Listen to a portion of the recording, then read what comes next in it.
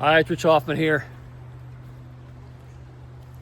So the new tactic, knowing that Trump's getting ready to come into office and Mexico's looking to cover their tracks with all the border stuff, the invasion from Mexico that they've openly endorsed, war against the drug cartels. They're trying to turn the tables and say that the cause of the problem is the gun manufacturers. And that's a 60 Minutes episode that occurred right before Christmas 2024. A very interesting take. It's definitely the leftist playbook on how to try and take the edge off what's about to happen with Trump coming back into office and declaring war against the drug cartels. And now, just for a footnote, and this is Butler County, Ohio, and I'm completely with the sheriff of my community, Sheriff Jones, who has pretty much dedicated his life to illegal immigration enforcement and fighting against it. And it's something that no matter what your political points of view, I think in Butler County, Ohio, we've been very much, it's a rally point that everybody agrees on. And if Sheriff Jones needs any help, he knows he can call me up and I'll happily help go after a lot of the not just the illegal immigration element that's in the Cincinnati area, but the drug cartels and the way that drugs flow and come out of Mexico and flow into communities like mine. One thing I despise probably more than anything on earth, it is drugs, drug use, drug cartels, and this latest attempt to try and legalize drugs so that you can have a efficient society of a bunch of malcontents, I think is reprehensible and disgusting, and that we should fight it at every level you can fight it. But the illegal stuff, the fentanyl, the cocaine, heroin, opium, just name your drug that is produced in some armpit of a country somewhere in the world and is put into the United States to poison the people so it makes us easier to conquer.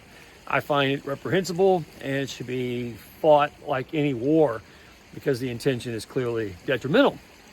So Sheriff Jones can call me up anytime he wants, any time of day, and go into any kind of dangerous situation to fight that evil. I'm happily willing to do it. So I am extremely, let me emphasize that, extremely supportive of capital punishment for drug cartels or drug cartel members or those who sell and traffic in drugs with the noticeable intention to destroy the people that those drugs touch. This isn't a free market issue where a consumer says, I want a product and I want someone to give it to me. It's not a market saturation. It's an intention of illicit activity, and those who sell drugs mean to destroy the people that buy them. And it's purposeful. And drug cartels are vile and evil, and they run Mexico. They run the government. They are the government. They have been for a number of years. If you've ever been to Mexico on tourism, especially in the Cancun region, you clearly see that they let little free enterprise zones exist so people can have the illusion of coming there and getting some tacos and maybe walking around. Women can walk around topless on the beach in a couple of little places and do some things they can't do anywhere else in the world, and people think that the debauchery is fun and exciting. Yay, how wonderful. So they go to those places to have exotic vacations, and things are a little cheaper as far as service goes, and drug cartels leave people alone, but they surround the area. So once you get outside the zone a little bit, you see just how bad it really is. And in Cancun especially, there's a couple places, there's like a strip mall sex industry. You can go there and you pretty much get anything you want right outside the airport as far as sex goes. It's like a mall, and you can go to various places, and just about anything and everything happens that's terrible. And these are openly run by the drug cartels, and of course, Mexico's a country run by crime, with the illusion of free enterprise of globalism to distribute American goods that couldn't be made or wouldn't be made in the United States and go south to run away from the cost and regulation. All of it a creation of malcontents that have proposed globalism that perpetuated evil in various places, and drug cartels are the benefactors of it and the enforcers to keep everybody in line. And it's horrendous. So I fully support President Trump making the drug cartels, going to war with them. I would support military use because they are a vile enemy, just like any army would be for any country, just that they don't name themselves as an official government because they hide behind the Mexican government is how they've been getting away with it all this time. So I'm all about going to get them. Let's get them, catch them, put them to death. Capital punishment all the way. And all their agents that are roaming around the United States, let's round them all up. And if my sheriff in my community or somebody from other community wants to deputize me, I will be there in a second. Faster than a second, because I think it's such a bad thing. People who do drugs and use drugs, I find reprehensible and pretty much worthless. And I think it's good to fight back against it. And I'm very encouraged to see that happening. So under Trump, I'm full supporter of capital punishment. So knowing that's getting ready to happen, and that's going to be the Trump position, the president of Mexico and the former president of Mexico, and they're circling the wagons, knowing that there's going to be mass deportations and there's going to be a war against those cartels. Well, remember, the cartels run the government in Mexico.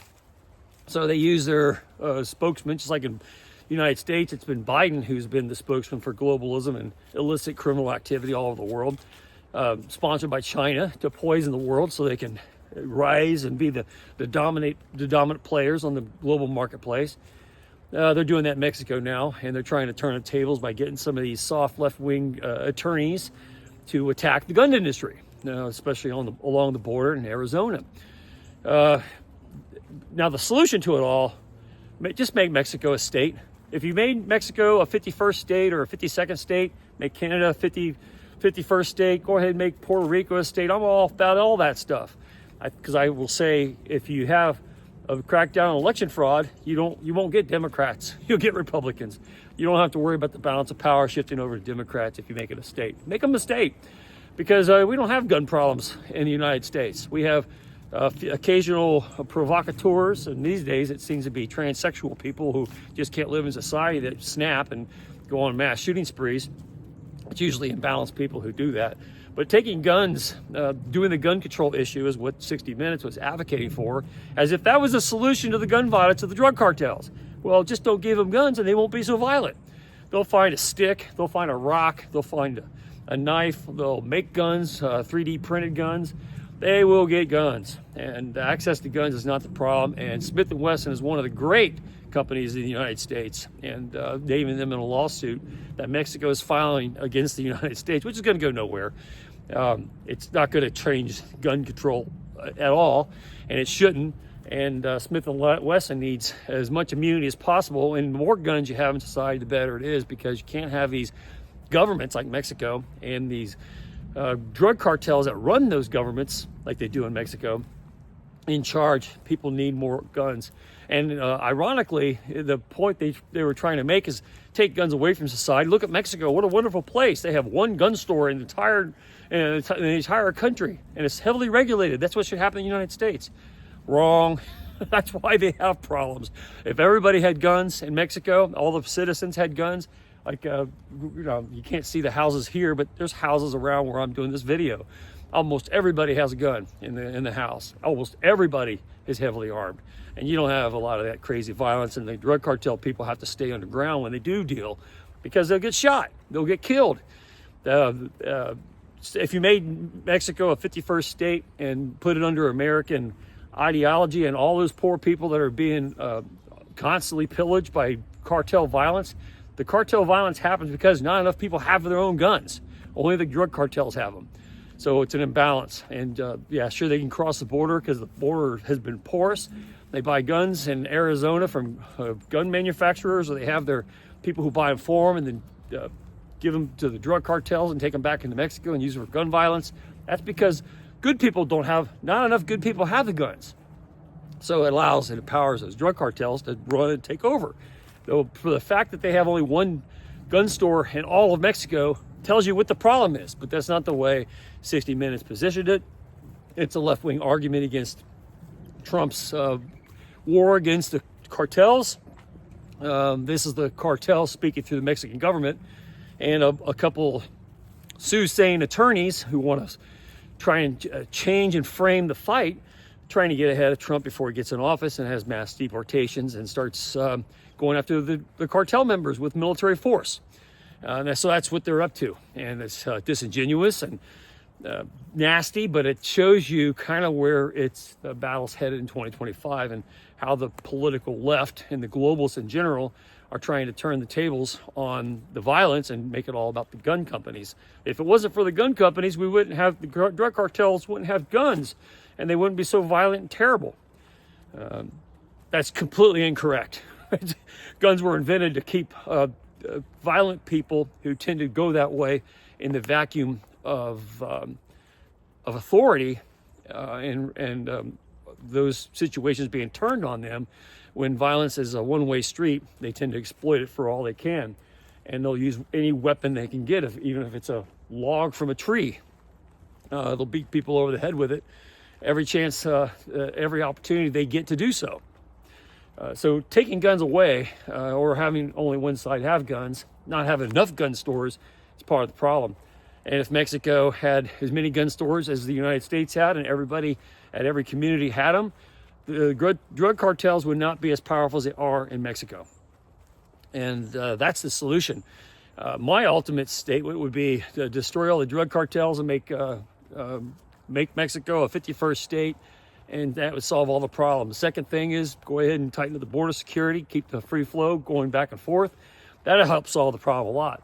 But more guns is the solution as opposed to less guns, because Mexico has less guns and they have more violence, and that's where these festering tribes of malcontents have risen, and they're now trying to get in front of the PR battle that's going to occur in 2025 with Trump, and the personal war against the drug cartels that's going to happen, which needs to happen. They're trying to make it all about the guns and divert the attention away from where the problem really isn't, because that's what the people on the political left do.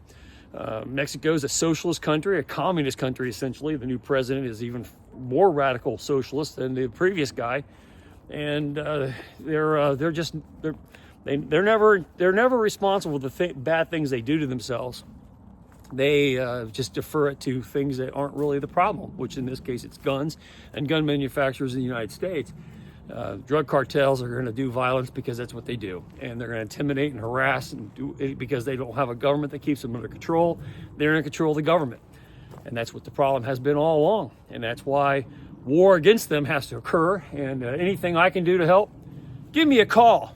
I would be happy to assist in that, in the prosecution, arrest, and enforcement of American policy against drug cartels, and helping accelerate their path towards capital punishment for all the crimes they've committed against innocent people for many years. It needs to come to an end.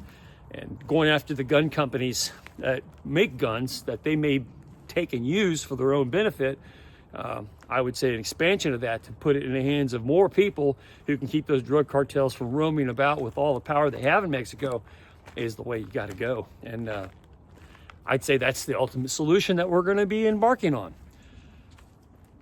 And it will be much more effective than what's been happening. Anyway, it's Rich Hoffman here. Share, subscribe, make tomorrow a better day. If you haven't read my book, The Gunfighter's Guide to Business, I think you'll love it. Anyway, have a good day. See you later.